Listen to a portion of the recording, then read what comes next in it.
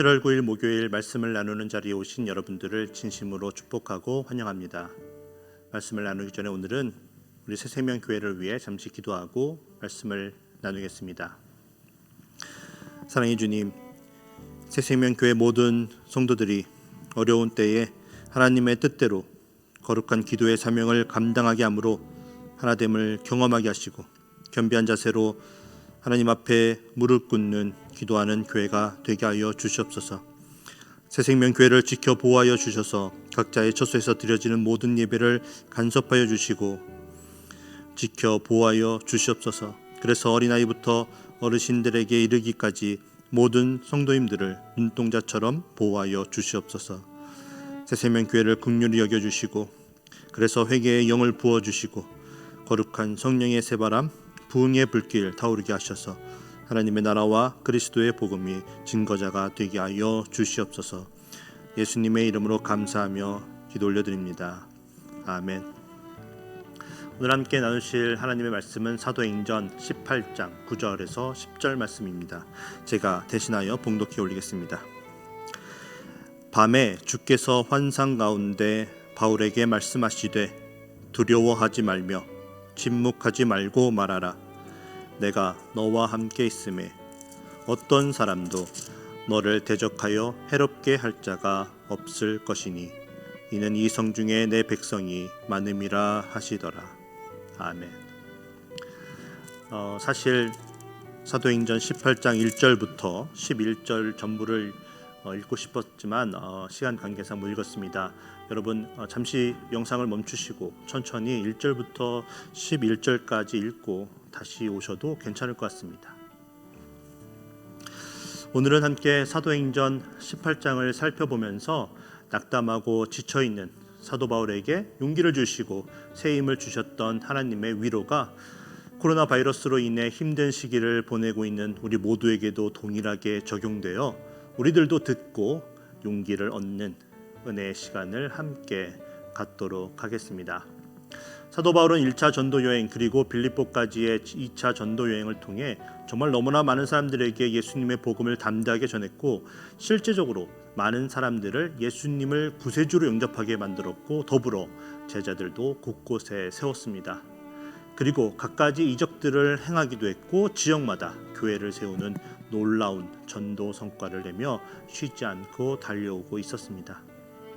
그러나 사도행전 17장을 통해 우리가 이미 살펴본 것과 같이 아덴, 즉 아테네 지역에서의 전도는 많은 사람들에게 예수님의 복음을 전했지만 그 전과 같이 즉각적으로 눈에 보이는 성과가 상대적으로 적었습니다.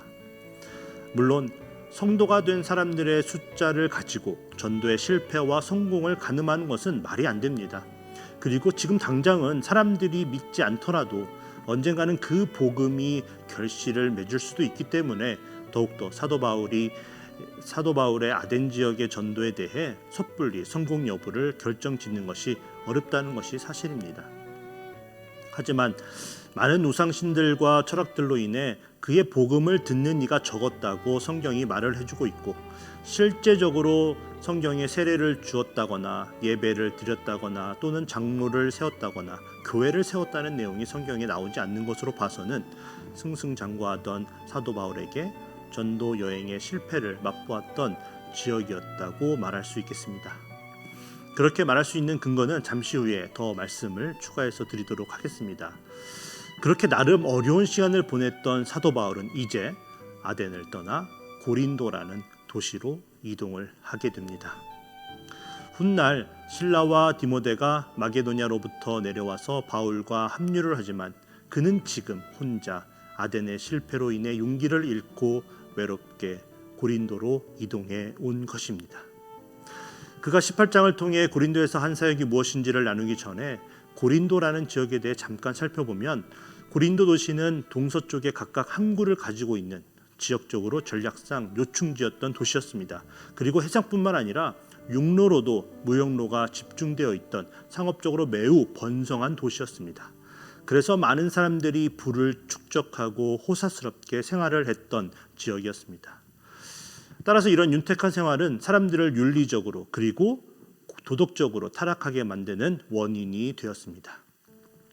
당시 그 지역에 헬라어로 코린디아제스다이라는 말이 있었는데 그 말 뜻이 바로 고린도 사람처럼 되다였습니다. 다시 말해 어떤 사람이 윤리적으로, 도덕적으로, 성적으로 부도덕한 사람이 되어질 때 그 사람을 보고 사람들이 고린도 사람처럼 되어버렸네라고 빗대어 불렀다는 것입니다. 그 정도로 고린도는 부도덕한 도시였고 더불어 아덴과 같이 많은 이방 신전들을 보유하며 많은 우상들을 숭배했던 도시였습니다. 아덴이라는 도시도 쉽지 않아서 실패를 했는데 다음 전도지가 결코 만만치 않았다는 것입니다.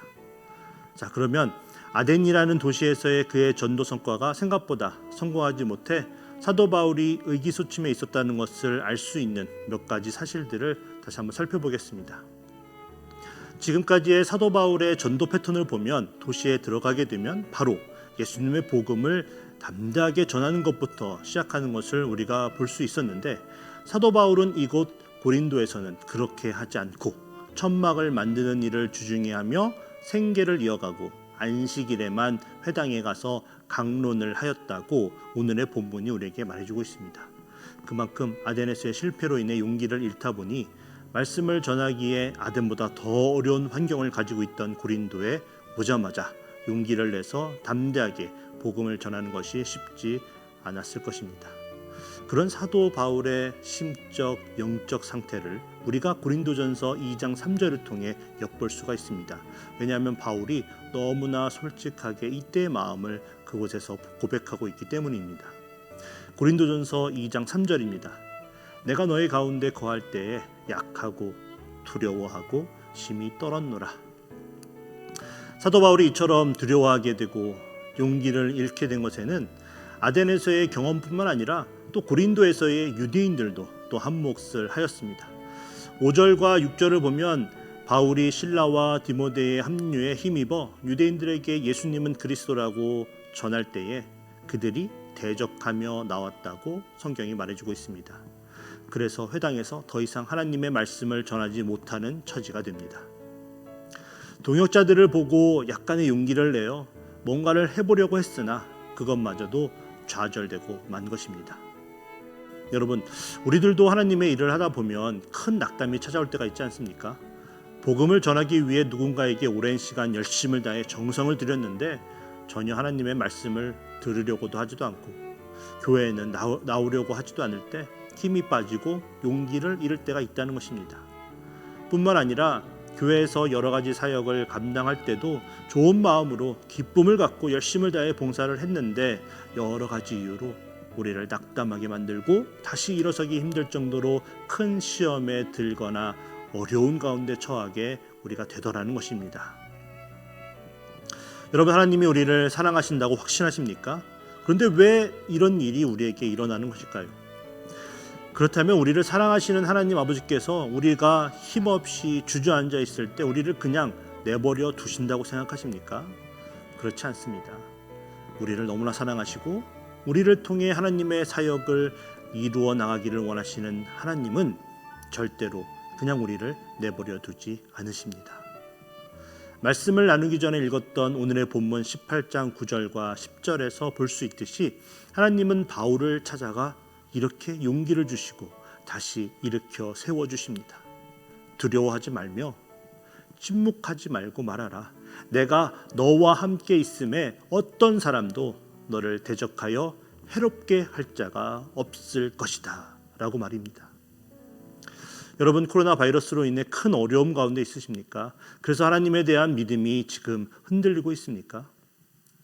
여러분, 하나님께서 아덴에서의 사역을 성공으로 이끌지 못했던 바울을 이제 버리시고 그에게 벌을 내리고 계시다고 생각하십니까? 절대로 아닙니다. 하나님은 사도 바울이 더욱더 하나님을 의지하고 하나님께 붙들림 바 되어 더 큰 사역들을 감당해 나가기를 원하셨습니다. 승승장구하던 사도 바울이 혹여나 자신의 능력과 지혜 때문에 승승장구하는 것이라고 착각하여 하나님께 큰 죄를 범하지 않도록 하나님께서 미리 어려운 시험을 그에게 주어 미리 막아주고 계셨던 것입니다. 이러한 연단을 통해 하나님은 바울 너 때문이 아니라 하나님이 함께 있으니 두려워하지 않아도 되고 하나님이 함께하고 있으니 침묵하지 말고 계속해서 복음을 전하며 앞으로 나가도 된다고 말해주고 있는 것입니다. 여러분, 하나님이 우리와 함께 하십니다. 그러니 우리는 두려워할 필요가 없습니다. 우리가 가지고 있던 하나님을 향한 믿음을 견고히 하며 하나님께서 우리에게 주신 사명들이 무엇인지를 깨닫게 해달라고 기도하며 넘어져 있지 말고 일어나서 그 사명을 기쁨 가운데 계속해서 감당해 나가야 합니다. 그리고 그것을 위해 그 어느 때보다 더욱더 힘써 기도하며 온라인으로 드리는 예배일지라도 이 예배를 통해 하나님을 반드시 만나겠다는 강한 의지를 가지고 최선을 다해 그리고 정성을 다해 모든 예배를 드려야 합니다. 하나님은 결코 우리가 코로나 바이러스로 인해 낭망하여 넘어진 채 하나님을 떠나는 것을 원하시지 않으십니다. 오히려 우리가 다시 일어나 더 견고한 믿음을 가지고 이 모든 사태가 끝났을 때 우리에게 더 큰 사역들을 주고 그것을 우리가 감당해 나가기를 원하십니다. 그 모든 것을 깨달은 사도 바울은 고린도전서 2장 3절에서 자신이 너무나 힘들고 어려움 가운데 처해 있었다고 고백한 후에 4절에서 이어서 이렇게 고백합니다. 내 말과 내 전도함이 설득력 있는 나의 지혜의 말로 하지 않게 되었다고 말입니다. 오직 성령님의 나타나심과 능력으로 하나님의 복음을 전하게 되었다고 말입니다. 여러분, 정말 놀라운 고백이며 놀라운 깨달음이지 않습니까? 우리도 이 고백을 할 수 있어야 합니다. 이 모든 사실들을 우리도 깨달을 수 있어야 합니다. 그렇다면 어떻게 사도 바울이 이것을 깨달을 수 있었을까요? 사도 바울은 용기를 잃고 낙담하고 있었지만 하나님은 여전히 그를 위해 멈추지 않고 일하고 계셨다는 것을 그는 결국 알게 되었습니다. 그를 다시 일으켜 세우기 위해 말로만 두려워하지 말고 침묵하지 말고 복음을 전하라고 하신 것이 아니라 실제적으로 돕는 자들을 그에게 붙여주시고 사도 바울이 생각한 것보다 더 큰 일들을 이룰 수 있도록 하여 다시금 용기를 가질 수 있게 하나님께서는 만들어 주셨습니다. 처음에는 사도 바울도 그것을 몰랐을 것입니다. 그러니 그처럼 낙담해 있었겠지요. 자, 그럼 어떤 일을 하나님께서 사도 바울에게 하셨는지 오늘의 본문을 통해 살펴보겠습니다. 훗날 사도 바울의 사역 가운데 너무나 큰 도움을 주는 아굴라와 그의 아내 브리스길라를 로마로부터 하나님께서는 불러와 이곳 고린도에서 사도 바울을 만나게 만드십니다. 이 사람들이 누구입니까? 로마서 16장 4절에서 사도 바울이 이들을 소개할 때에 그들은 내 목숨을 위하여 자기들의 목숨까지도 내놓았던 나의 동역자라고 소개해주고 있습니다. 고린도에서의 사역이 끝났을 때 그들은 바울을 따라서 에베소로 이동합니다. 훗날 사도 바울이 로마로 이동할 때에 그들은 미리 로마로 가 있고 또 바울이 감옥에 갇혀 고생을 할 때에 그들은 바울을 끝까지 보살펴 주었습니다. 그렇게 그들은 평생을 바울을 도와 헌신을 합니다. 그런 그들을 하나님께서는 미리 준비하시고 사도 바울에게 붙여 주신 것입니다. 이게 왜 이토록 제가 흥분을 하며 놀라워하는지를 아셔야 합니다. 그들은 원래 로마에 살던 사람들이었습니다. 그런데 왜 바울이 고린도로 오게 되는 하필 이때에 그들이 고린도에 있었던 것일까요? 바로 로마 제국의 4대 황제였던 글라우디오가 로마에서의 유대인들의 폭동이 끊이지 않고 일어나자 때마침 모든 유대인들을 로마에서 추방하는 추방령을 내렸기 때문이었습니다. 그래서 그들이 지금 로마를 떠나 고린도에 오게 된 것입니다. 그런데 사실 그들은 이 추방령을 따르지 않아도 되었던 사람들이었습니다. 왜냐하면 아굴라의 아내 브리스길라가 로마 시민권이 있는 로마인이었기 때문이었습니다. 그런데 그녀가 남편 아굴라를 따라 이곳 고린도로 이동을 해온 것이었습니다. 그런데 더욱더 놀라운 것은 어떻게 그들이 만나고 친해질 수 있었냐는 것입니다. 바로 바울이 길리기아 출신이었기 때문이었습니다. 길리기아는 동물들의 가죽을 이렇게 생산했던 그런 지역이었고 그래서 그 가죽들로 만들었던 장막 만드는 기술을 가지고 있었기 때문이었습니다. 그래서 같은 직업을 가지고 있던 아굴라를 자연스럽게 만나게 되었고 그와 함께 살면서 장막을 만드는 일을 함께하게 되었던 것입니다. 이 내용이 오늘 본문 18장 1절에서 3절에서 또 소개되고 있습니다. 사실 그때만 해도 바울은 하나님께서 여전히 자신을 위해 일하고 계시다는 것을 몰랐을 것입니다. 자신을 도울 사람을 만나게 하시기 위해 하나님께서 이처럼 오래전부터 일하고 계셨다는 것을 말입니다. 그런가 하면 18장 6절부터 보면 하나님께서는 유대인들에게 예수님은 그리스도라고 전하다가 회당에서 쫓겨난 바울에게 회당의 옆에 살고 있던 디도 유스도를 만나게 하십니다. 그리고 그 집에서 예수님의 복음을 계속해서 전하게 하십니다. 그리고 결국 하나님께서는 회당의 대장이었던 회당장 그리스보를 만나게 만드십니다. 여러분, 충분히 설명을 드리지 않아도 짐작을 하시겠지만 회당장은 그냥 아무나에게 주던 그런 직책이 아니었습니다. 유대 사회에서 많은 사람들로부터 존경을 받고 꽤 영향력이 있는 자를 회당장으로 삼았습니다. 그런 그를 하나님께서는 사도 바울을 통해 복음이 전해지게 만드신 것입니다. 고린도전서 1장 14절을 보면 디도 유스도가 사도 바울에게 세례를 받았다고 말해주고 있습니다. 사도 바울을 박해하고 회당의 출입을 금지시켰던 그들의 우두머리가 예수님을 구주로 믿고 세례를 받게 된 것입니다. 그러자 그의 온 집안 사람들과 더불어 수많은 고린도 사람들이 예수님의 복음을 듣고 세례를 받게 되었다고 오늘의 본문 8절에서 그 사실들을 말해주고 있습니다. 그렇습니다. 하나님은 오늘 사도 바울이 아덴에서의 경험으로 인해 낙담하고 실망하고 용기를 잃어 주저앉아 있을 때 이처럼 돕는 자들을 바울은 몰랐지만 미리 준비하시고 붙여주셨다는 것입니다. 그리고 사도 바울의 노력이 아니라 하나님의 전적인 간섭하심과 역사하심을 통해 사도 바울은 상상할 수 없었던 방법과 사람들을 통해 하나님 나라가 확장되어진다는 것을 바울에게 보여주며 가르쳐 주었습니다. 그래서 그 어려운 시간을 이길 수 있었고 그의 믿음이 더욱더 강해지고 견고해졌습니다. 여러분, 우리에게 이러한 깨달음이 있기를 간절히 원합니다. 우리가 코로나 바이러스로 인해 겪고 있는 어려움 때문에 하나님을 부인하고 우리의 믿음이 흔들리며 주저앉아 있는 실패한 인생이 되지 말고 하나님의 주권을 더욱더 인정하고 하나님의 도우심과 치유하심과 인도하심이 없이는 우리의 지혜와 능력은 아무것도 아니라는 것을 깨닫는 시간이 되기를 원합니다. 우리는 다 이해할 수 없고 우리는 다 알 수 없지만 우리를 위해 여전히 일하시는 하나님을 생각하고 기대하며 이 어려운 시기를 극복해 나가는 우리가 되길 간절히 원합니다. 그래서 훗날 바울이 하나님 나라를 위해 더욱더 큰 일을 감당했던 것과 같이 우리도 하나님을 위해 더 크게 사용되어지는 놀라운 은혜가 우리들 인생 가운데 일어나게 되시길 간절하게 축복하며 기도합니다. 함께 기도하겠습니다. 사랑의 하나님, 우리는 너무나 연약합니다. 그래서 너무 쉽게 무너지고 너무나 쉽게 지금까지 하나님께서 우리를 사랑으로 이끌어 오셨던 것을 잊어버립니다.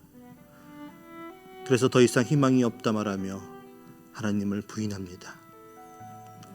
지금 당장은 우리가 다 이해할 수 없고 모든 것을 보고 깨닫지 못하지만 사도 바울이 시간이 지나 여전히 사도 바울을 이끄시는 하나님을 깨닫고 더욱더 견고한 믿음을 갖게 된 것과 같이 우리들도 영의 눈을 뜨고 하나님의 일하심과 간섭하심과 우리를 위해 준비하신 모든 것들을 보고 느끼고 알게 되어 우리 또한 이 시기가 모두 지났을 때 더욱더 견고한 믿음을 소유하는 하나님의 진정한 자녀가 되게 하여 주시옵소서.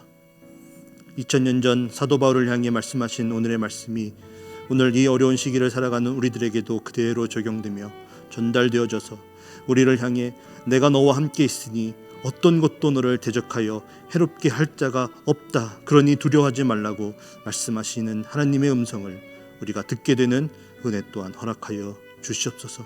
그래서 그 음성을 붙들고 오늘 하루도 힘있게 승리하며 담대하게 나아갈 수 있도록 도와주시옵소서.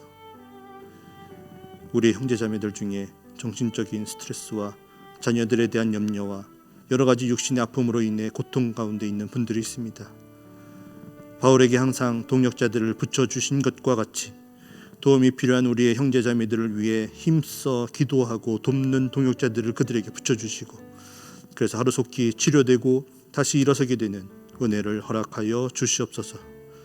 오늘 하루도 이 말씀을 듣고 머리 숙여 기도하는 모든 하나님의 자녀들을 지켜 보호하여 주실 줄 믿고 예수님의 이름으로 간절하게 기도 올려드립니다.